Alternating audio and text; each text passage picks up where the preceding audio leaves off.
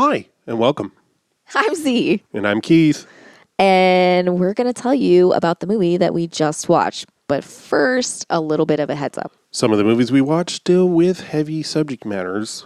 In order to talk about these emotionally delicate things and the heavy subject matters that we sometimes cover, we had humor and crude language to add some levity and to process our own trauma. If that doesn't feel fun or safe for you, we completely understand. Please take care of yourself first and foremost. And we spoil the end of pretty much every movie that we watch. Now you know. On with the show.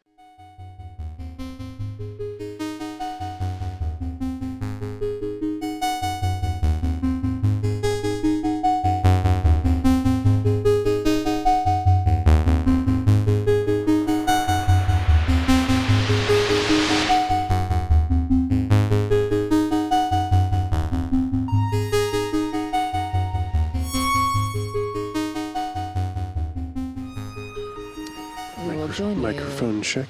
We'll join you as soon as our neighbor stops moving through our apartment building like the cubes do in the film Cube.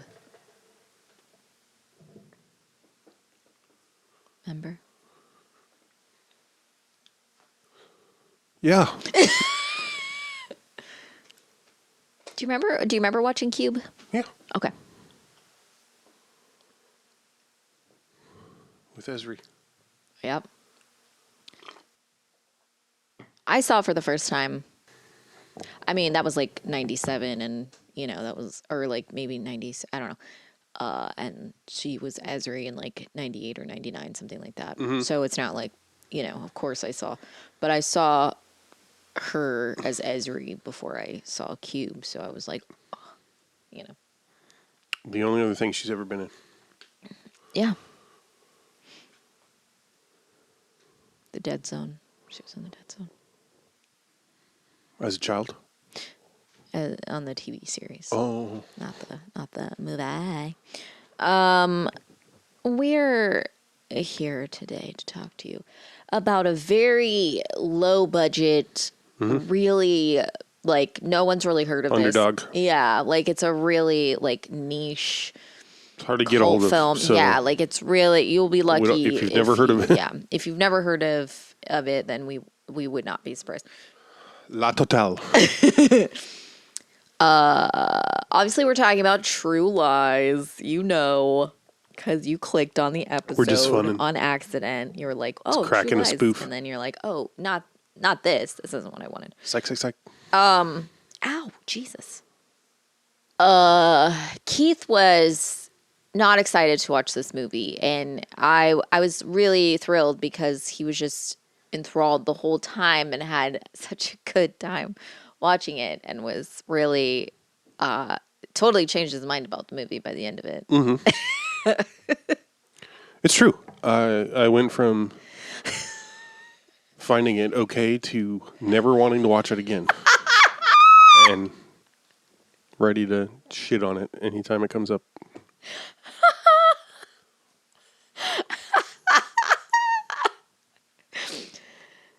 I think it's fun. I do want to say that I have nostalgia about it. Mm-hmm.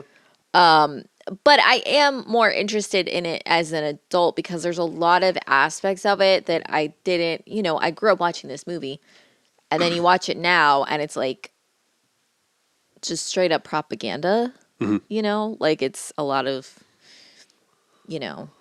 Islamophobia and shit like that, and just it's mostly anti-Arab. Yeah, but I think it's not a whole lot of Islam. Okay, that's fair. I know tomato as far as U.S. audiences are concerned. That's kind of what I mean. I feel like this was. It's pre 9/11, so yeah, like there wasn't a lot of differentiation between. I mean, he also used his organization calls itself Crimson Jihad. So I was looking up because people talk about a jihad, yeah, and I'm like, and how terrible a jihad is, and I'm like, I don't really know what it is, so I googled it, and it was like it means struggle, and I'm like, also like what? intifada. What's that? It just means uprising. Oh, But okay. it's treated in the media, Western media, and especially Israeli media, as meaning Right. genocide or ethnic Yeah. cleansing or, Right. wanting to eradicate all Jews. Yeah. Yeah, it's weird. It's very interesting to me. And by interesting I mean terrible, but interesting as in how easy it is to slip into things without like really. And also I'm like, yeah, it sucks because when you get to a point where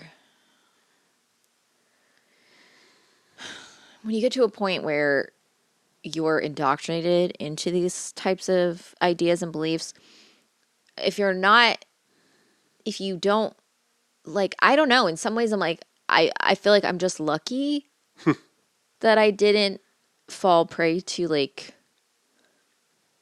Islamophobia and, I mean, kudos, honestly. all that shit, because it's so rampant, you know?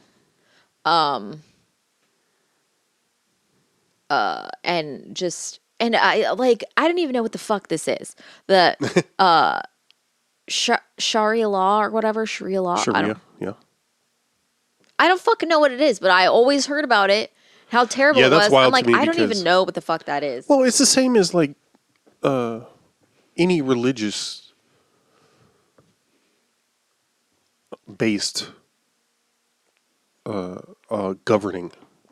So it's the Okay. same as it's basically the same as like people saying they want a Christian Nation. and Yeah. or it's shit like halal. You know what I mean? Like it's just like, Not really. well, halal is just like what you can and can't eat. It's like Oh, the equivalent of kosher. Okay. Right? I was like, it's food. And I see. Yes. Okay. Yeah. Halal. Yeah. I forgot. I just knew it was food, so I was like, yeah, like halal restaurants. Yeah. Yeah, What is it? But I'm right. like, oh, right. It's that's that's like their type of restaurant, not what they serve in the sense of like, right. It's not a dish or Yeah, like it's not right. lamb. Yeah. Or like Italian. hummus. Yeah. Italian food. Halal food. Well, yeah. It is, but it's like Yeah. this food that is halal. Right. Right. That's what I mean. Whatever. So it's just like it's just like any religious based Right. social. Gotcha. Well, I guess what I'm saying is I don't know what's scary about it. Like, I don't know why it's like this. What's scary about it is that it's not Christian. I know. I mean, I don't know any specifics That's about it. I mean, Yeah. things like wearing hijab, probably. Oh, okay. Like Okay. all the shit. Anything you can think of that's a stereotype, a scary stereotype about Islam Gotcha. is probably Sharia law. What? Oh, I see. Okay. You know what I mean? Like, Right. oh, Yeah. the man has to walk Yeah. 5 paces ahead or whatever it is. Okay. Fucking, I don't know that, and I also don't know if Sharia is specific to right. a Pacific sect. You know what I mean? Like Yeah. Sunni versus Shia. Right. And no one would be, there's no way to research this. Or to get a first-hand account. I think we should differentiate between Islam and Muslims. Islam could be understood via the Quran and via the tradition of Prophet Muhammad. Muslims could follow that, and they could follow their whims and their wrong interpretations and their wrong understanding. Sharia is the way, literally, which is the Islamic way of life. It is about ethics, it is about worship, and in the society it is about justice, and it is about common good, and it is about wisdom. And this is what every Sharia scholar said. We have wrong applications. That is part of the nature of the Sharia. The Sharia is divine, but the application is human, what we call fiqh or understanding or Islamic law. The Islamic law is a human law, but the Sharia is not Islamic law. The Sharia is a divine way of life, an ethical way of life. The Arab world is shrouded in mystery. I think for me, when like it was always like, oh, it's so terrible, like Muslim women have to cover up, and it was like Tumblr that did a lot of my radicalizing because like Muslim women who wore like hijabs and Burqa? no, burqa is different than there's hijab and then there's niqab, I think, or something like that. And then there's burqa, but they're all different. They all mean different things. Uh-huh. And like that's where I learned that from. And then I heard like actual Muslim women talking about why they cover up. And that was all I needed. I was like, oh, it's a choice. Okay. I don't care. Like In some places. I mean, that's the thing, yeah. right? But what I mean is like, you know, like here, like, you know, you don't have to do it here, but Right. like you choose, like a lot of Sure. Muslim women are like, and their reasoning is the same reason that a lot of women do that Yeah. without wearing a hijab. Right. I'm wearing a baseball cap or Yeah, whatever. because they don't want to be perceived by men. And Yep. once I heard that, I said, "Oh yeah, no, that's you do you. That's cool." I was like, "Oh yeah, smart."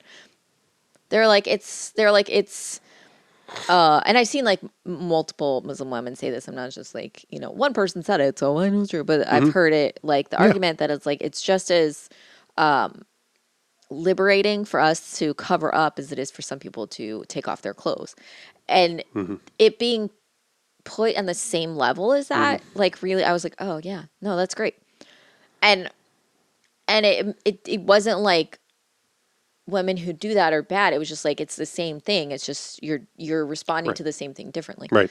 And so that's really where I was like, oh, it's a choice, and that's sort of where I was like, oh, these are choices. These aren't, Right. you know, like, and really, it was like around the same time I was like really, you know, realizing that I really did not like Christianity or any of the things that I've been brought up around, and I was like, I don't think, I don't know how to say this.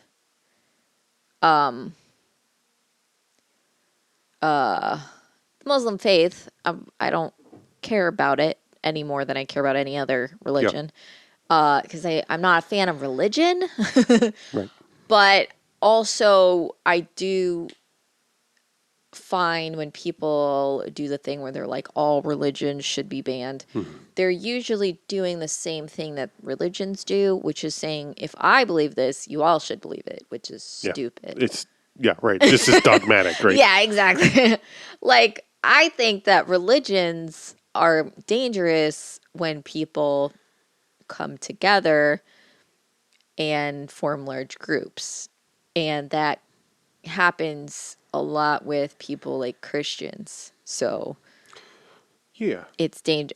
This is what I mean. I'm not saying it's dangerous. That's what Muslims do, is what I'm saying. I'm saying large groups forming around a religion can become dangerous, and that applies to Christian people too.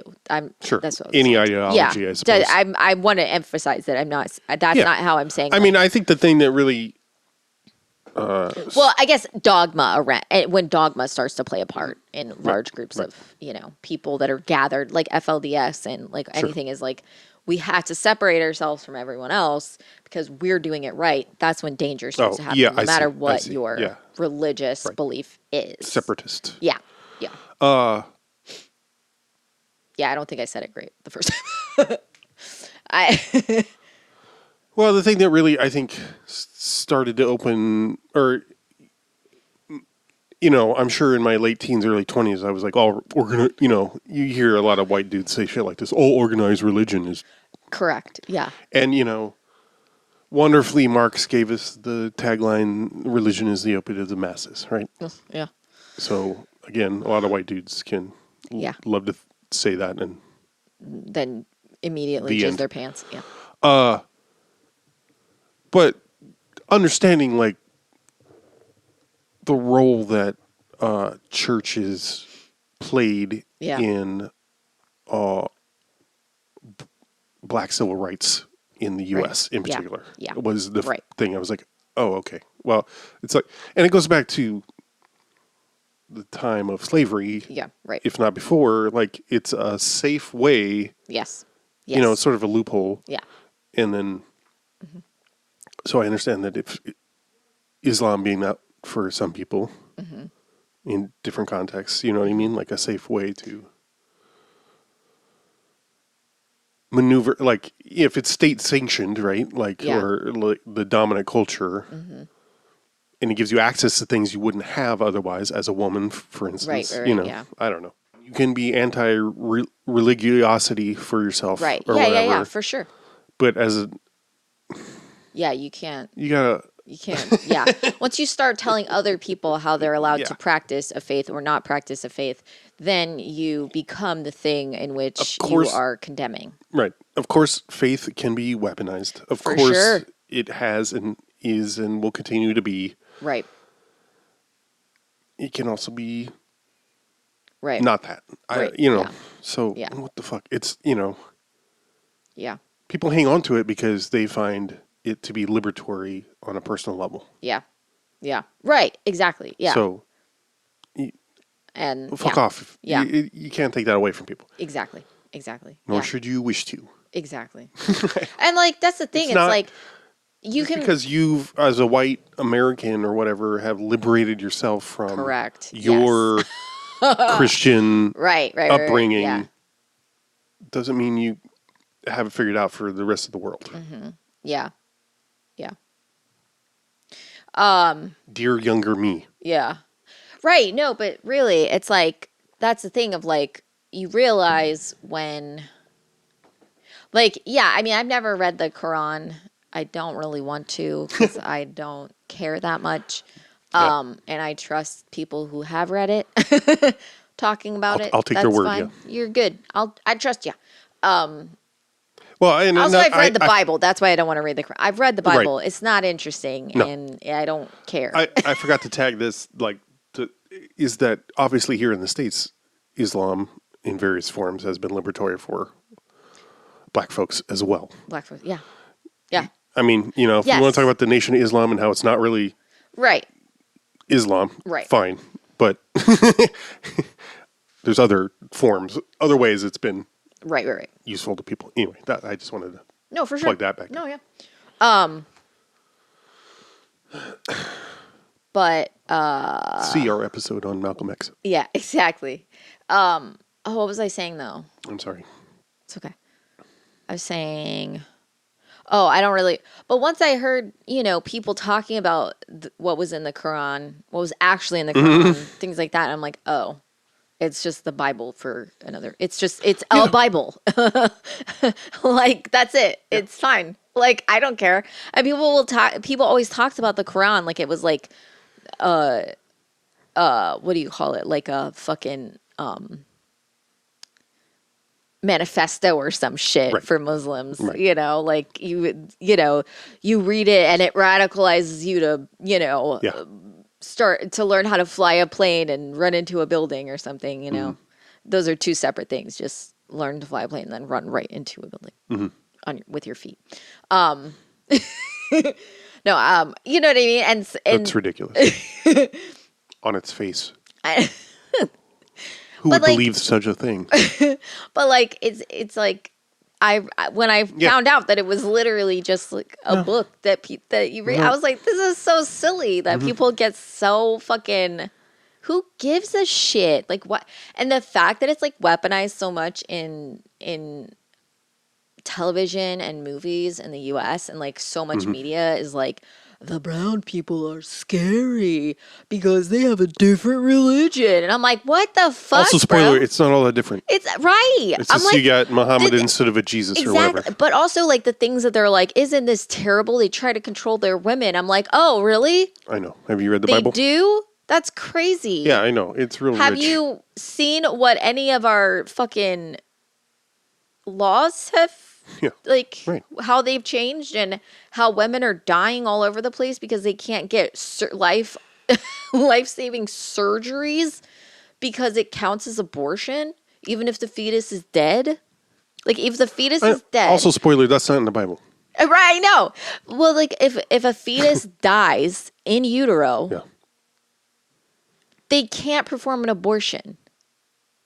One, until in some places that wouldn't be a termination. It's not right. And well, here's the thing. You know what an abortion is?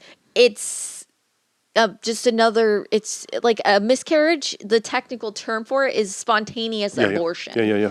An abortion just means the fetus does not come to term. That's it. That's the definition of an abortion. Will the fetus be aborted by and by, Lord? Beautiful.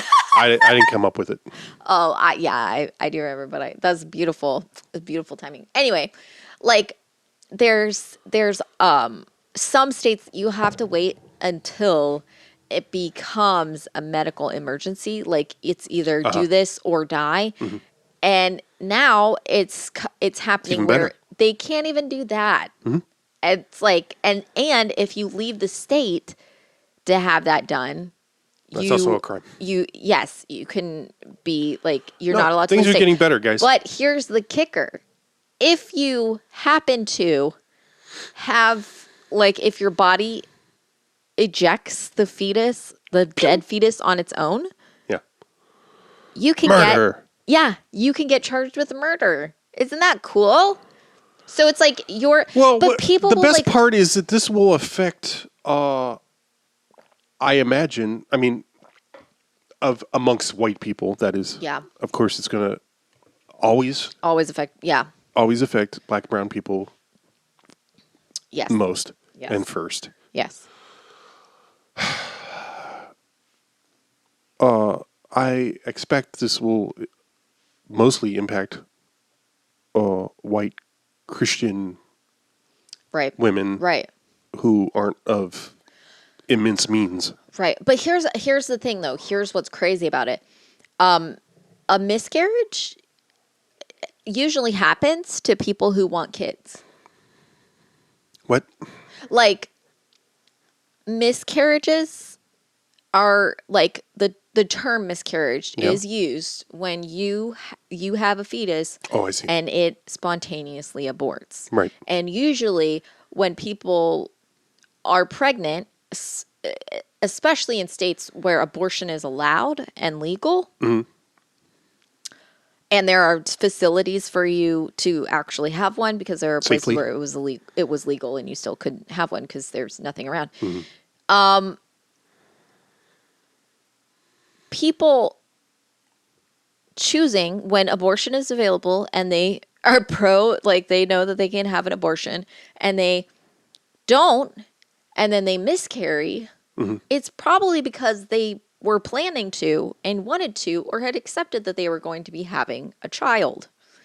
So a miscarriage, which is something that happens that's not a spontaneous abortion, something that you didn't do, you didn't cause, you didn't plan, most of the time happens to people who are planning to have children, people who want to have children, people who are like, you know what, now that I'm pregnant, I do want this kid. So it's almost always devastating to the person because abortion, like a chosen abortion, happens to people who don't want to have a kid, cannot have a kid because of a medical reason, or something terrible. There's usually, I mean, people can have abortions just because they want to. I'm fine with that. People can have abortions because something awful happened to them, and sometimes people can have abortions because their body is not going to take care of the fetus the way that it needs to be taken care of, and they know that, and it's going to come out and not develop it doesn't have a brain or something terrible. It's like, why would you want to, whatever. But if you don't have an abortion, that means you wanted to have a kid. I mean, we're not talking about pressure or, we're not talking about we're not getting into the politics of, choosing or not choosing to have an abortion. I just mean most people who choose not to have an abortion want to have a kid. Right. So having a miscarriage, once you've decided you want a child, is going to be a tragedy. And you're going to be heartbroken.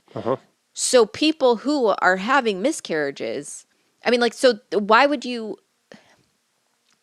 to equate, any kind of abortion, meaning a spontaneous abortion or an abortion that's performed on a fetus that has died, or like the surgery that you need to have. It's happening, like, it's not just happening to people who don't want kids. It's happening to people who want them. Mm-hmm. It's happening to people who choose that. Mm-hmm. It's happening to people who are desperate for a child.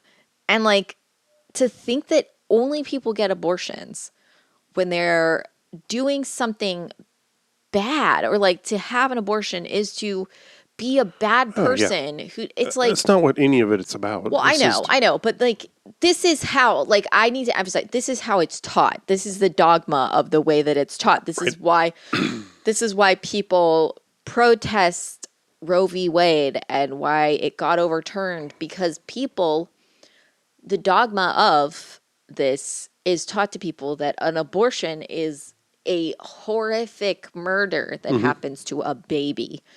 And it is not. And it's mind-boggling to me that, like, if someone has a miscarriage, which is just another term for abortion, let me just say that. Spontaneous. Yeah, right. But it's like an abortion just means the fetus did not come to terms. Come to term. The fetus didn't come to terms with you being its mom. So it said, bye. No, I'm just kidding. Zing. That was me making fun of myself for saying come to terms and not come to, whatever. You can cut that out. It's fine. I just mean to not let someone to like criminalize the surgery that you have to do to save someone's life because of a pregnancy that's self-terminated is criminal. And the fact that it's the law is psychotic. And whatever. Anyway, I can talk about this forever. So Islamophobia, bad. And if Islamophobia and Christianity, or Islam, the things that Islamophobia tell you is wrong with the Muslim faith are the things that Christians do. Oh, classic. Yeah. So just, I know that you all are listening to this because you said true lies. No, I want to hear critical analysis of Christianity in America. So come on. If you listen to the show at all, I know. Yeah. All 5 to 8 of you. I sound harsh, hectic, and stressed. Harsh. My arms, your hearse. Harsh. Rally? Rally? Rally? So, True Lies. True Lies is just a movie about...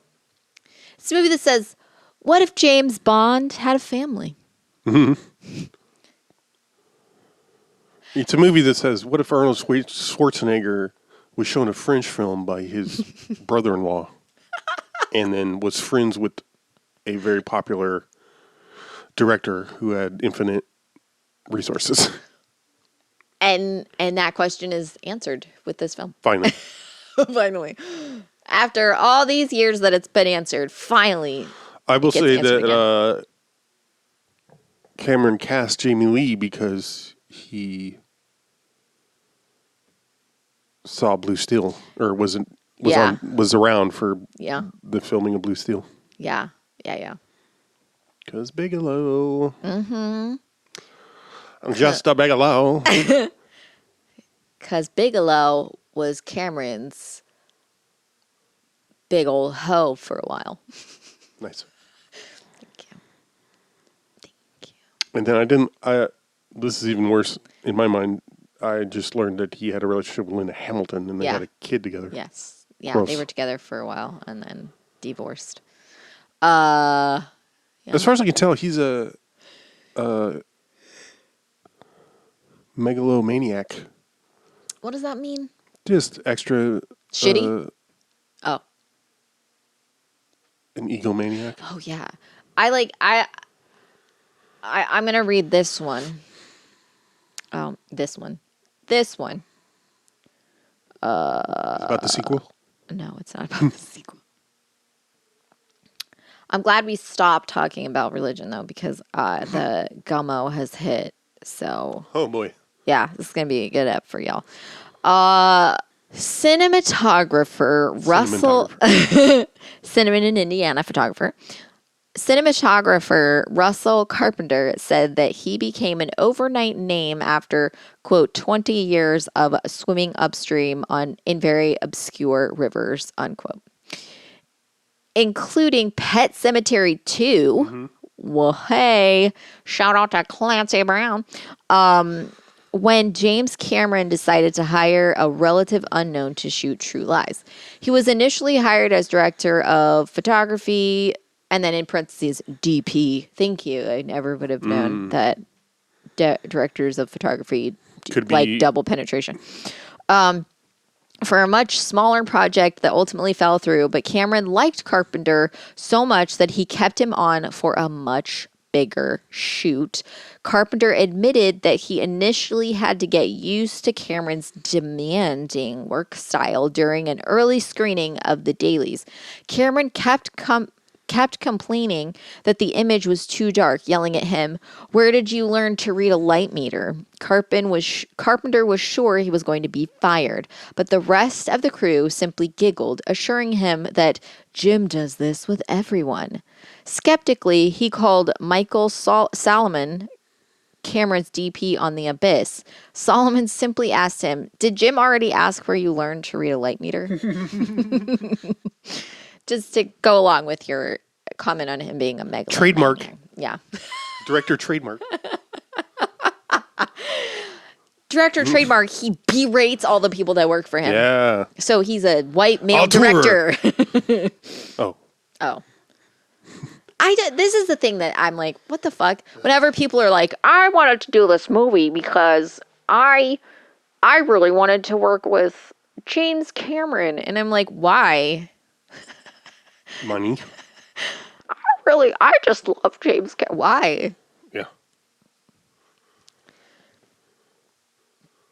Hey, James Cameron, why the horse face? Hey, James Cameron. I don't.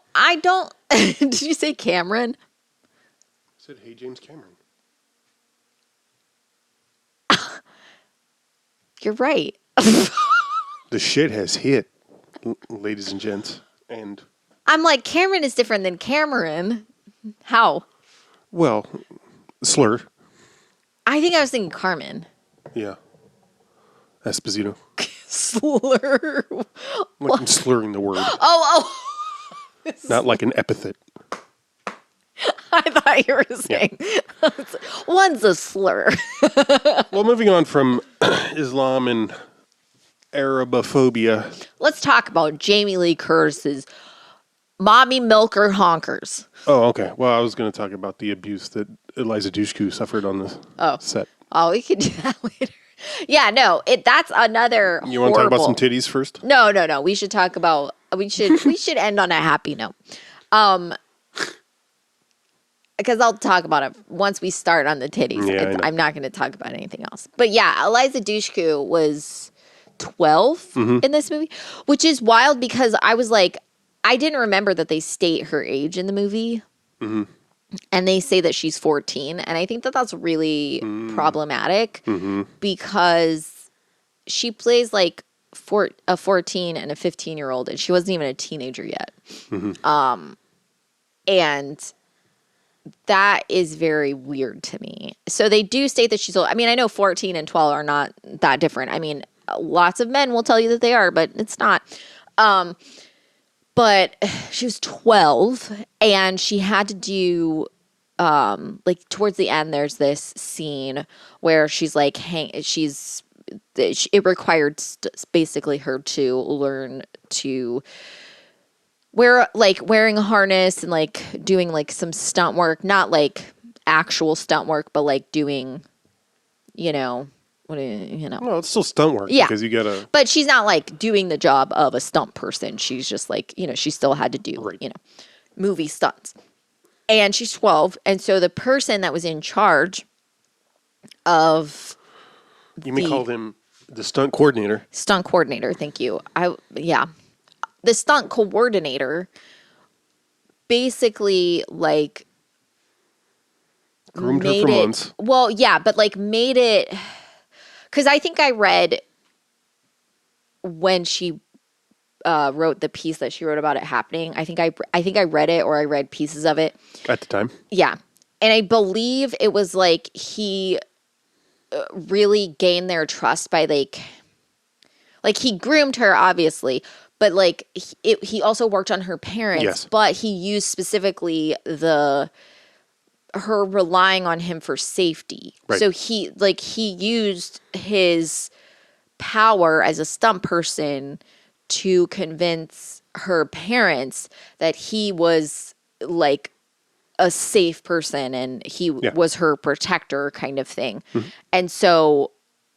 he literally like had her parents take her to a hotel, and they like waited downstairs. And I mean, I don't think they knew this was going on. It wasn't like they were like, cool. Oh, right.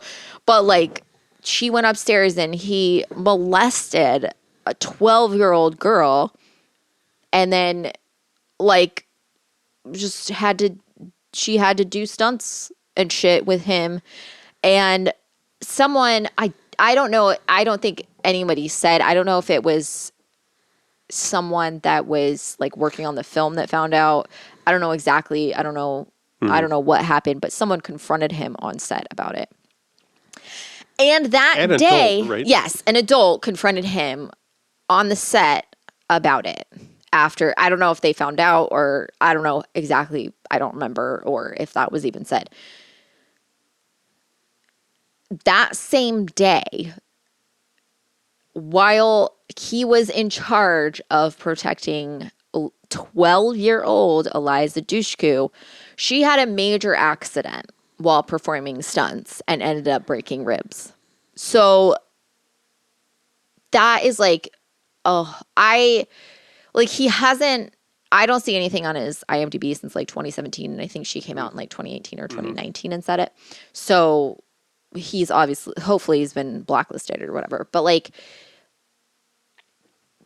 it was like now he does stunts for Louis C.K. 25 years almost. What did you say? Now he does stunts for Louis C.K. Oh my God. But like for almost 25 years after he did that, he had a career. Mm-hmm. And who knows who else he did this to. And like, you know, they shouldn't have to come out or anything like that. They shouldn't have to say anything if they don't want to. But like that. Oh yeah, but it's not going to be a one-time thing. Correct. That degree of like planning and or you know is like terrifying. Yeah, and malicious. Easy. Oh, obviously, but my point is that it strongly suggested it wasn't the first time. Right. Well, that's what I mean by being malicious. It's like that. Water. It doesn't. It implies. Right. It implies malicious intent, but it's like, what I mean by that is like, you don't accidentally stumble into being malicious. Malicious is a choice that you make. And yeah, it's horrifying. And I never knew that, you know, like, I mean, obviously I didn't have like, you know, any behind the scenes knowledge of this movie really at all until Eliza Dushku, you know, came out and talked about it. Yeah. But like, you know, you What's don't his name? think Joel Kramer? Yeah. Kramer or something. The piece of shit abuser? Yes. But like, you watch it and it's like, you know, I don't think she looks 12 in it, just because in my head, when you're 12, well, and as you said, she looks very similar to she does. Yeah. She's like, you can tell she's 10 years younger. later. You can tell that she's younger but like, she doesn't, she has like Eliza Dushku face. Like, you know what I mean? Yeah. She does, like, some people when they're teenagers, you see them as adults and you're like, whoa, like you transformed. That's not really her face, which some people also have, you know, I'm not saying, and I don't want to imply that I'm saying like she looks very mature for her age. That's not what I'm saying. I'm saying it would be hard to read her age. Hasn't changed a lot. It would be hard to read her age by her face because her features don't change that drastically from the age of like this 12 to 20, you know. Yeah. And that's all I mean by it. Not like I don't know. I think anybody who's under the age of 30 in particular looks 17. So I don't want this to be a thing where it's like, oh, I could understand how someone could be attracted. That's not what I mean. Right. Everybody, I'm saying. I think you've covered your ass successfully. It's not really about covering my ass. I just want to let everyone know that I don't know how to read young people's ages. And everybody looks like a child to me. So even people that aren't. I remember 15 years ago-ish. Yeah. Going to a club when I was back home. Mm-hmm. Oh, God. Yeah. And Chris Dixon took me out and we... Holler. And I'm like, are these people 21? Because they look like teenagers. Yeah. Mm-hmm. And he's like, well, it could be that, or they could be lying. I was like, oh, yeah, right. That's true. But you don't know. That's the thing. It's like, I can't look at someone who's 21 and be like, yep, they're 21 and not 17. Yeah. I don't fucking know. Yeah. That's why when you're IDing somebody, they say, I've heard two versions. One, if you look under 40, then you need to be ID'd. I was told if you look under 80, you need to be ID'd. Yeah. And this idea, everybody. Yeah. If you're selling alcohol, save your... My favorite. Yeah. No, for sure. People are going to be shitty about it, but guess what? Customers are shitty anyway. Also, okay, one time somebody ID'd me. I was buying alcohol back when I could drink alcohol. And this cashier, who was like an older lady, she ID'd me. And I handed her my ID, and she looked at it, and she looked at me, and she was like, this doesn't look like you. And I was okay. I was like, I don't really, I mean, it did. It was me. And she was like,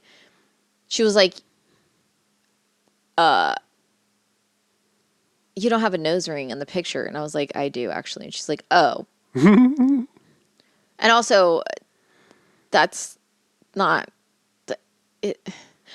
Jewelry. I went to, well, yes, but it's like I went to school, went to like a night class or whatever on being taught how to read ID, like the sheriff's office, and and the things that they tell you. Yes, because I got for my tips. Yeah, for my like to be able to like because if you bartend, you have to get a certification, right? And that certification comes through like training that you take. And I wasn't a bartender, but I tended bar sometimes when I worked at the theater because it sold alcohol.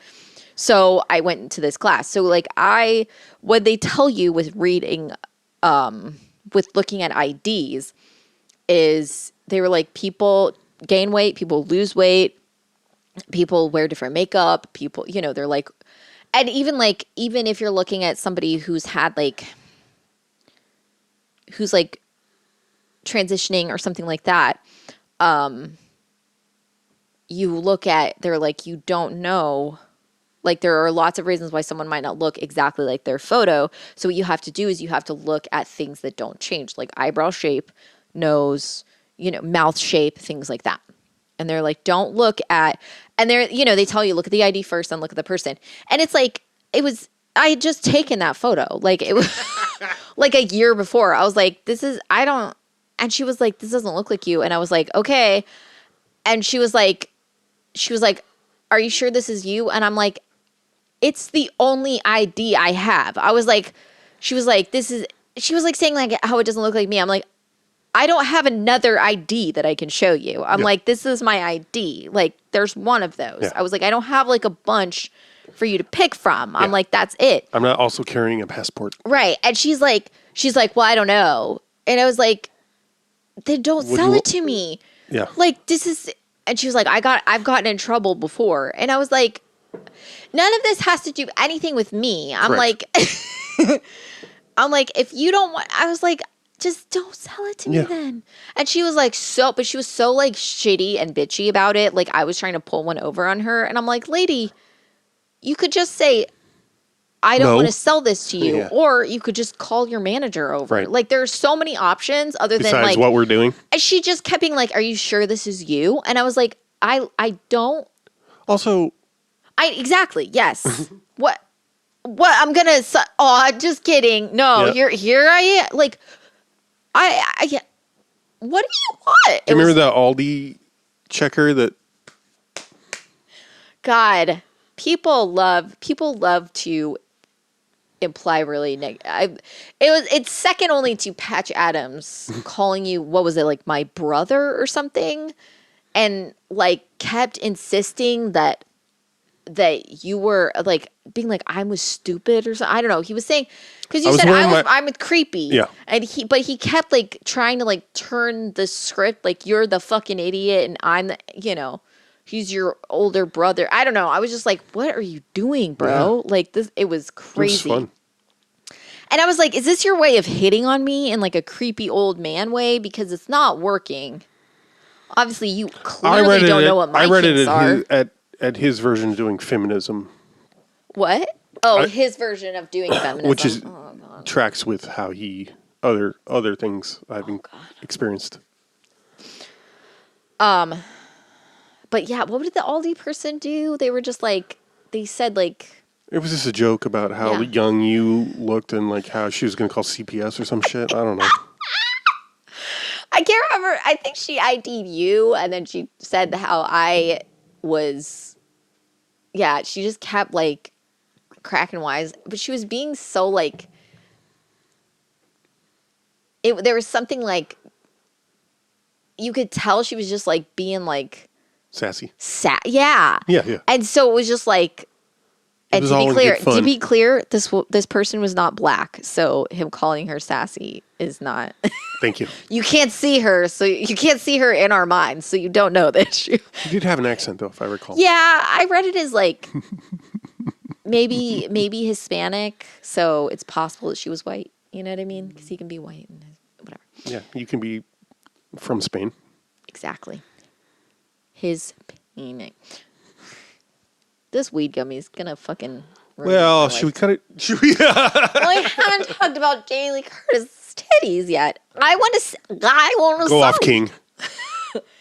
No, I think this is. I was really interested in watching it last night. I was having a little bit of trouble because you kept riffing, and I was like, "Girl, I'm trying to soak this in," but it's because there's so much of it that I just like didn't get because I was a kid.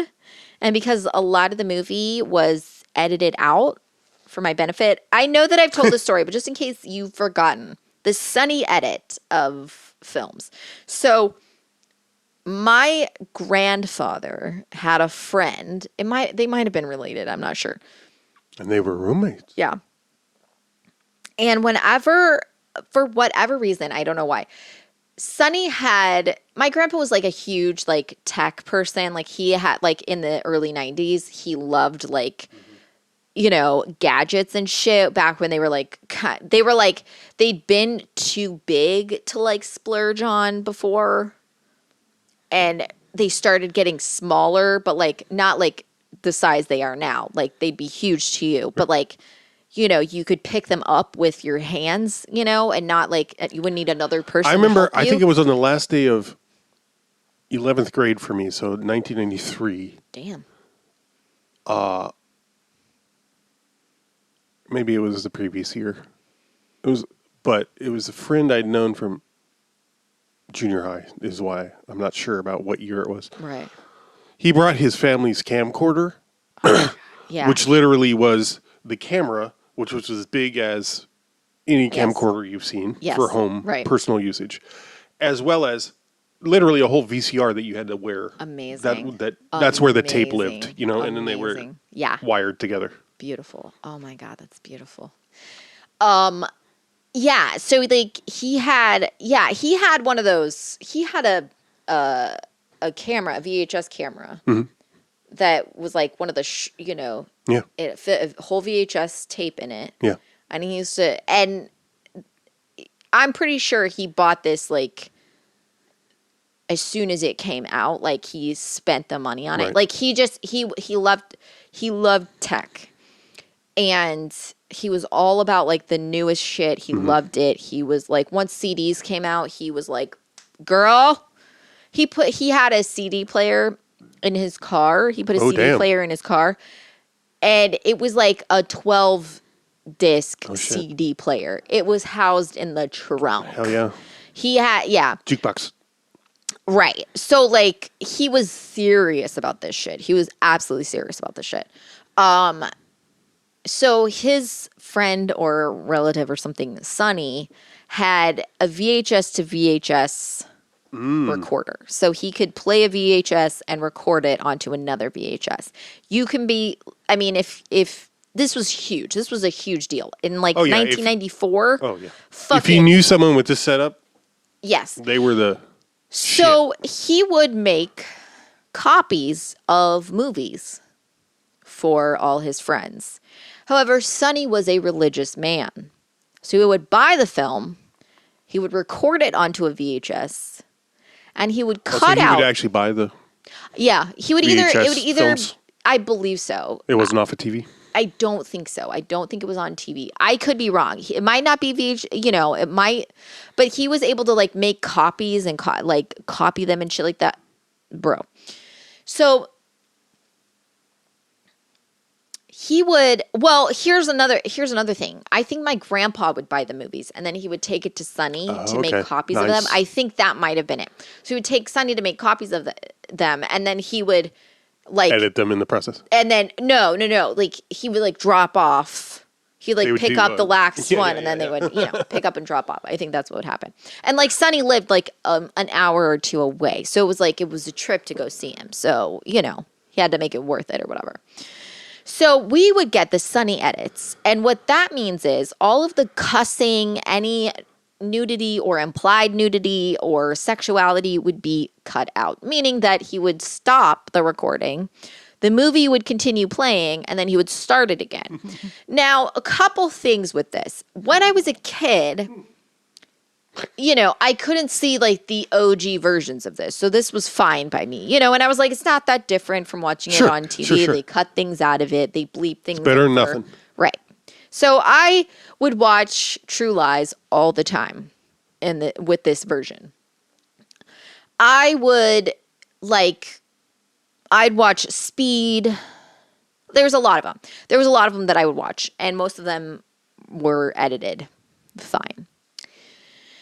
As an adult, I realized that Sonny would sometimes guess when something inappropriate was about to happen. I assume because he hadn't seen the movie before. And likewise would miss other bits. So they would say sometimes you'd get a shit or a goddamn in there and it wouldn't get cut. And then he would cut something immediately after it, which wasn't the cuss word. You know what I mean? So he would like time it wrong. He would guess wrong. So True Lies, I had seen so many fucking times. It was 45 minutes long. Right. Well, it was like probably like an hour and a half or something. But I had seen so much of it. But most of the dance scene I'd not seen. So much of it. Tango? No, not the tango. When Jamie Lee's getting her tits out. When she's doing it, do sumo? Yeah. Do it, do sumo. Like, I don't think when he drops it or whatever, I never saw that. Because he drops it when she's player?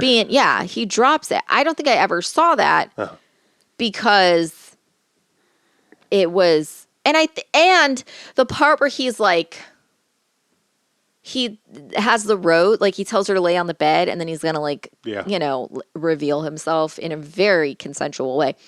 And he's like running the rose, that got cut out. Mm-hmm. And so I never really knew what happened.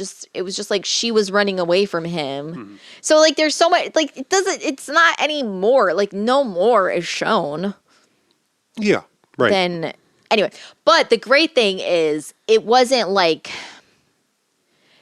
when it would stop and start, it wasn't, God, I wish I had these Sonny Edits. I wish I had them. That's your mom. I know.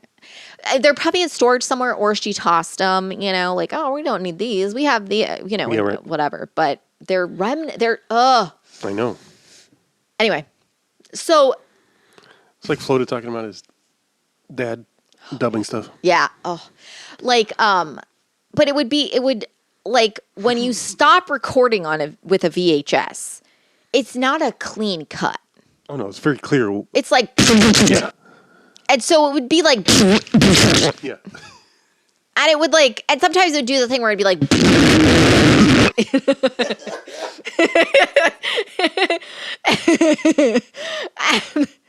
and like, it's such a jarring and altering thing. It would be like, hey buddy,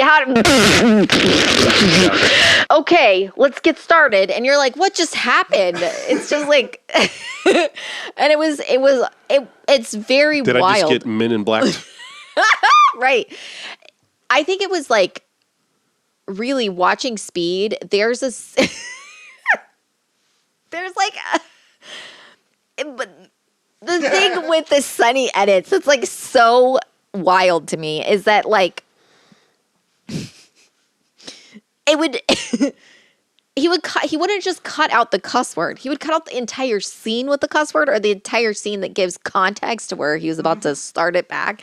So there's this scene in Speed where the guy from I can't remember what his name is, but the guy from Showgirls, who she does like the like dance on, the black guy. The guy who's not Perino? Yeah, correct. Yes. He's in it. And there's a scene where I think like it might be where Keanu Reeves is trying to get onto the bus, but it can't stop. So he gets in that guy's car, and the guy speeds. Right. And it cuts, and then the guy is stopped, and he and his windshield are covered in water, and he's like, pfft. And I never knew what the fuck happened until we watched Speed like a year or two ago. And what happens is like there's like he's about to crash. Yeah. And he hits one of those barrels. And like why was that cut? I think he might say like, oh shit. Oh, okay. And so that whole and I'm like, this is not So who knows what could have happened? Right. Bullshit!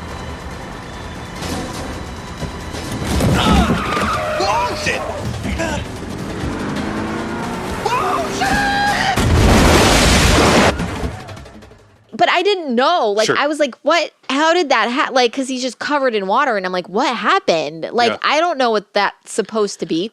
Yeah. And,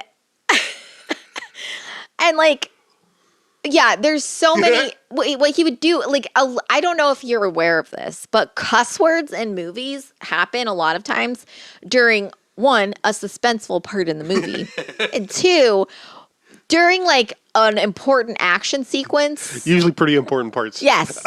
Of a plot. And so all of that would get cut out. So like so much of I think True Lies and Speed are two that like because I think they were rated R. Yeah. And so much of those movies were cut out. And like I need to emphasize, I don't know if he would cut out damn, but everything else. So like shit, bitch, bullshit, anything, ass, any of that had to get cut out. Not every time. Pussy. Yes. I think like, yeah, he like that whole car scene with Bill Paxton, so much of that just completely cut out. Cut out the whole fucking scene, exactly, man. right? Well, this is the thing. It's like he's not editing. I know, it's real time, like, right? He's like 3-second delay. Yeah. On a live show. Right. Be like, oh shit. You missed it. And he would never like, I should start over. Right. and this is the best part. There'd be like 3 movies to a tape. Oh. Yes. So those edits are... You got to stick with it, you know? You fucked up. You can't go back. So you'd have to like fast forward through a movie to get to the other movie that you wanted to see. Yeah, sure. Yeah. And because you're doing it at the extra slow speed, that means the tape is as thin as possible. So those pauses are really going to have an effect. Anyway, True Lies, it's a movie. But yeah, like I enjoy. There's also, how about the misogyny in it? It's like... I don't even know what you're talking about.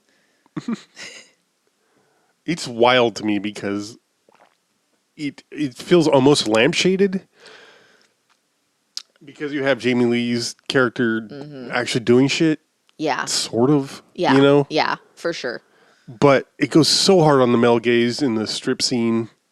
Yeah. And well, did you read though that was Jamie Lee Curtis's idea? Which part? Well, to do the scene in her underwear. Yeah, versus nude. Well, here's the thing. I don't think they weren't going to. I know, it was just going to be silhouetted. Right, it was going to be silhouetted. So I think that it just like, it was going to be like implied nudity as opposed to when she used her. First of all, I don't believe you. Second of all, they're like, Jamie Lee, like this trivia, I don't believe. Oh, okay. They're like, Jamie Lee Curtis wore her own underwear. I'm like, no, ew. First of all, what? Yeah, I don't. Stop. I don't care. I mean, she probably has, she has to special order her bras. So, I mean, you can't be that tiny and have tits that big and not special order your bras. And I say, it, especially like in the 90s, there's no way. There's no way that you're going to have like a matching set of. You're a size 0 panty and a size triple D milkers. You're not going to find some. So all her shit's special made. I'm sorry. Thanks, or at Janet least Leigh. it was. Yeah. Or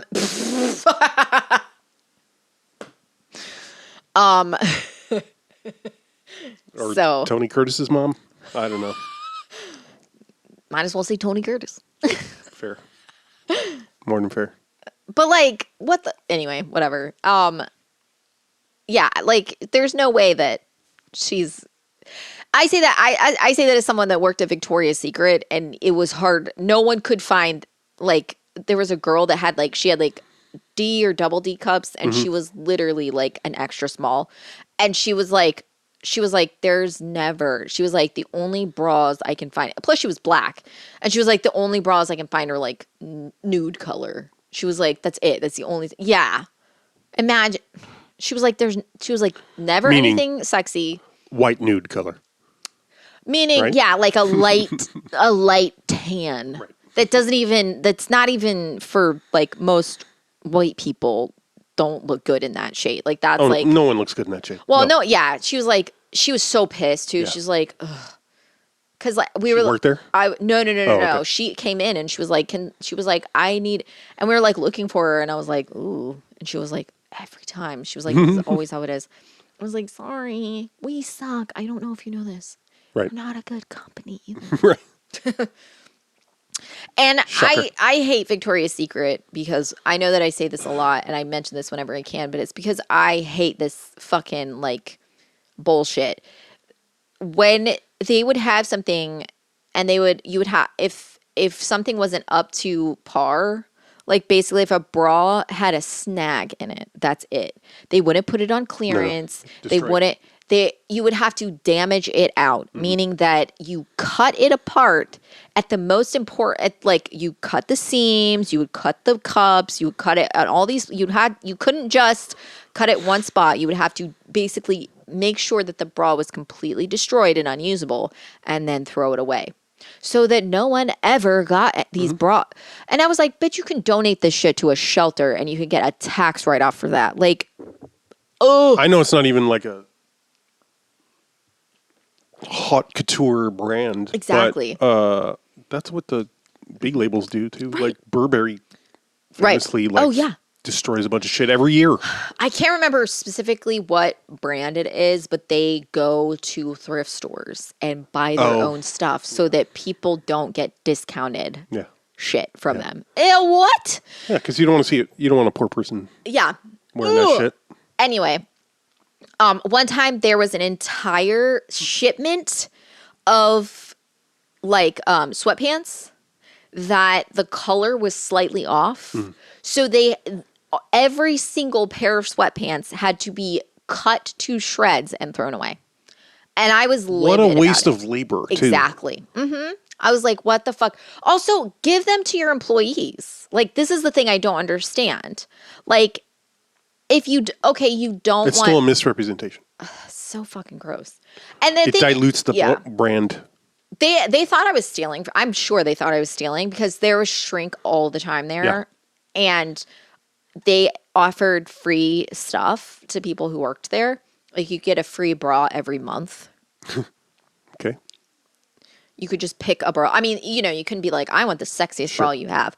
But they would basically, you could get a bra every month that you work there for free. What? I never, ever got one. I didn't even wear a bra while I worked there because I was like, no thanks. I have a -A cup. I don't really want to fuck around with that. I don't want to be uncomfortable while I'm uncomfortable. And they were always like, what I would do is I would pick out, like, people would be like, hey, I want this bra. Or like one girl was like, I got this bra for myself. She was like, can you get that one for my mom? And I was like, yeah. And I would just like take a free bra for like people's moms and their sisters and shit like that. So they could get them and their family could get them. And I had no issue with that. And I don't know, maybe that wasn't, I don't know how that was allowed, but like you could. It probably wasn't. Right, yeah. They'd be like, I don't know why we're having, like every month we have so much shrink. And I'm like, it's crazy. But the wild thing is, like, they had to go through your pockets and your purse when you left. Like, they had to frisk you. They would, when I worked at and this is the best part about that. They wouldn't frisk you in the office.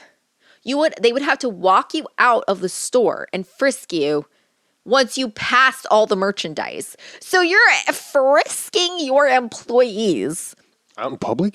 Not in front of, like, you were still inside the premises. Okay. But you would be at the very front, like right in front of where they would pull down the gate. You would be right there and they would go through they would like, yeah.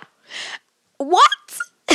because if they frisked you and then you walked out and you pocketed something, right. They had to make sure that there was no opportunity for you to steal. Right. So valuable. Would you recommend? If you've never seen this movie, no. I would recommend just you Googling the Jamie Lee Curtis scene where she dances. I don't know. I doubt that's ever been pulled out and posted separately from the film. That's true. It's not that remarkable of a scene. I think this is the thing for me that I think I mentioned this last episode or one of the episodes. For me, I think or maybe I said it in the, what do you call it? Monthly preview that we posted to Patreon. Jamie Lee Curtis does such a good job as like the nerdy, clueless mom that I think I associated her with my mom too much for me to like get the joke on a lot of it, or like it was just like, oh right, yeah, she's just like this is gonna sound really mean, but like I didn't know that that moms were supposed to be like, or that moms could be like attractive or right, pretty or give a shit about themselves. I thought that being a mom meant that you gave up. So like I didn't really get like what was hot at the time. And so rewatching it, I'm like, wow, okay, well, I get it. Because I was like, yeah, of course she's going to go to the hotel in like a stupid, shitty clown dress or whatever. Yeah, right. But to me, it was more ridiculous that she like thought to like pull it apart and like dress up. And so I'm like, why would that occur to her? I'm like, why would she do that? I don't get it. Like, whatever. Anyway, I'm slightly stoned. Let me read some trivias, huh? Yeah. Sorry. Yeah. Yeah. You do that. I'm just going to watch some TikToks while you do that. That's fine. I'm just kidding.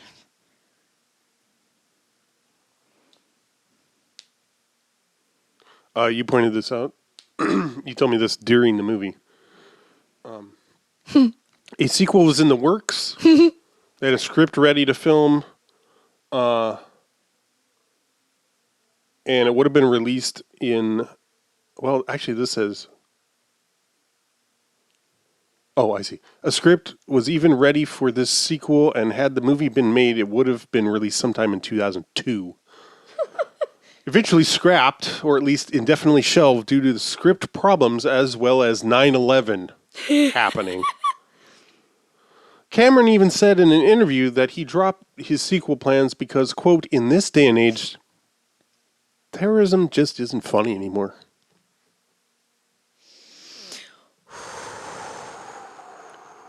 Production took sufficiently long for the movie to run significantly behind schedule. What? Tia Carrere's contract was only for 7 weeks, but because of long periods of shooting, she ended up earning 7 months of pay. Bill Paxton was able to shoot another movie during breaks in filming. And I like that. I like the one that said like Tia Carrere. I mean, you might have just read this, but I didn't hear it. Tia Carrere was on for 7. That's exactly what I just said. Yes. 7 months. Yeah. 7 like the comparison between 7 weeks and 7 months, though. Mm-hmm. Like, I mean, I'd feel great. I'd be like, oh, I got a 7-week job that I got paid 7 months for because that's. I'd be like, oh, darn. No. Do you read this about? Okay, many problems plagued the shooting of the opening sequence. The mansion scene was filmed during an extremely cold night. The mansion itself was not heated. The changing room was a tent with kerosene lamps. Someone's shirt caught on fire. The women weren't, because of their dresses, weren't wearing anything else underneath. So everybody was just fucking freezing. For their suffering through the harsh cold that night, the extras were paid an additional $50. I mean, that was 1993 money. So that was like $75. Oh, okay. Sorry. No, you're right. That was like $200. Also, I don't care about most of this, except how shitty it makes James Cameron look. Is it the bathroom fight scene was like 2 pages in the script? Yes, and he 2 days before they were going to shoot it, he said, "No, this has got to be way bigger." So because of all the things that I planned to shoot with it. Yeah. Which had not been communicated to anyone. Yeah, it was not in the script. No one knew. They built they built for the specifications of what the scene was written for, and he came in and was like, this isn't going to be big enough for all the things I plan to do with it. I'm like, what the fuck, dude? What a fucking shithead. Yeah, you get the whole horse scene, which I swore was in Last Action Hero. Yeah. I was very convinced that also, does he not...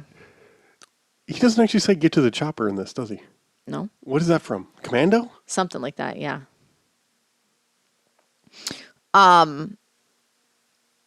I was convinced that the horse scene was somehow faked. Uh-huh. Like that there was like a dummy elevator. Nope. It was really? That's what it says. Like the horse scene was filmed in an actual. I was like, what? Yeah.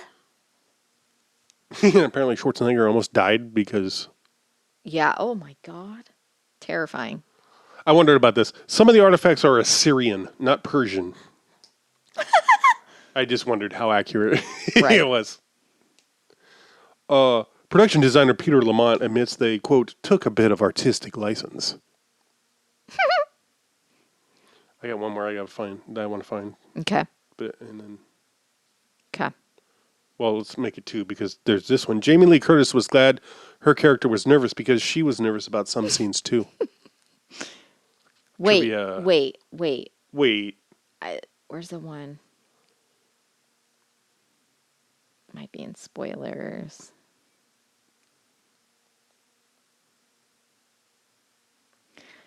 Harry swims beneath ice at the beginning of the film and beneath fire towards the end. Yeah. Come on. There's a few trivia entries about this that, unsurprisingly, there was some outcry from Arab American groups. Huh? And in his defense, Cameron said, we were just trying to make a generic terrorist. They could have just as easily been Irish. Okay, but you didn't do that. And first of all, generic terrorists? Right, yeah. We were trying to make the most generic brown terrorists we could. Well, the reason he didn't go with Irish is because another movie came out that was about like IRA the same year. Harry heard about it while they were shooting, so they changed it. Oh, I'm sure, yeah. They just recast everyone. Come on. What a dick. Yeah, no, but I do love that where it's like a generic terrorist and it's just like a generic Muslim implied terrorist. Like that's just a terrorist. That's how the U.S. views terrorists. Like that's not, I mean, like, yes, it's generic in the sense that like you can pick it up at any Walmart. Like, but that doesn't mean it's like. Also, if you call it, there's only one line, and it is sort of in the background to the action because it's like, I think when he's doing his communique or whatever, their demands are that the U.S. leave the Gulf region, the Persian Gulf region. Wow. What a crazy demand. I know. Well, this is the thing where I was thinking about this last night. I'm like, they're doing this thing. And this is always how like stuff like this is portrayed. I will try not to go on another tangent because I've done a lot of that because weed makes me shouty. But it's like. What doesn't? But it's like that idea of like a bad, like, I don't really know how to like make it succinct. Basically, like that if you have any demand, I mean, like we talked about this in relation to Israel and Palestine, like how the reason why you take hostages or the reason why you threaten is because you have less than the person like you're dealing with. To gain leverage when you don't have any. So like if someone is doing something, let's say like blowing something up, it's not because they're saying I'm stronger than you. It's an attempt to get leverage. It's a threat, right, to get leverage. But it's never presented that way in movies or television. It's always like they just want to, it's just they're not playing fair. Yeah. And it's like, no, but they do this because they don't have as much. They don't have the resources. They don't have these things.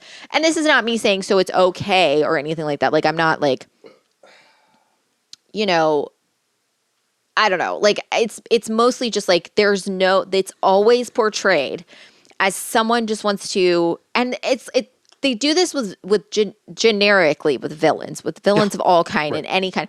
You're the bad guy when you just want to destroy shit.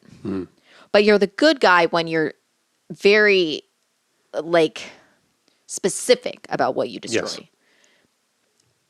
But that's exactly what happens on both sides. Like both sides are being specific about what they destroy. They're not just trying to destroy anything. They're trying to make strategic moves.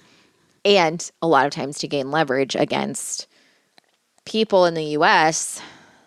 or the U.S. government because of the things the U.S. government does in other countries. Right. And you should just Google what terrorism is. Spoiler, we're the terrorists in every other nation on the planet. Just Google. I Googled the definition of it because I was curious, like, what the very specific definition, and there's like 5 points, and it's all things that you could easily say the U.S. does on a daily basis. Things that are like televised, like it has to be televised. Like that's or there has to be like video documentation. That's something that like. Oh, interesting. Yeah. Or like some kind of media, like it has to be record, because there isn't going to, there's no point. It's going to be a mass distribution. Right. Oh. And it doesn't specify how that happens. Mm-hmm. So it's a general. It's a. I mean, maybe it gets more into specifics. Also, whatever. look up false flags operations. Yeah, just don't do the thing that a lot of people do, which is say how Love this movie. Oh no. Which is be like, we're the best country. We do it right. We're really free. Without understanding how those are, one, the same things that a lot of nationalists say, and that nationalism is dangerous. And also, free Palestine.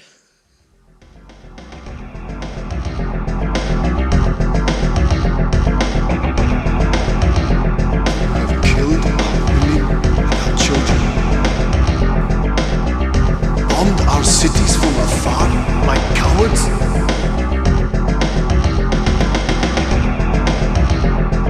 And you dare to call us terrorists?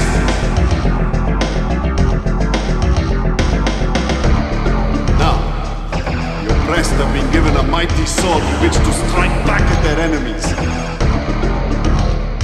Unless you, America, pulls all military forces out of the Persian Gulf area immediately and forever. Crimson Jihad will rain fire on a major US city each week until our demands are met.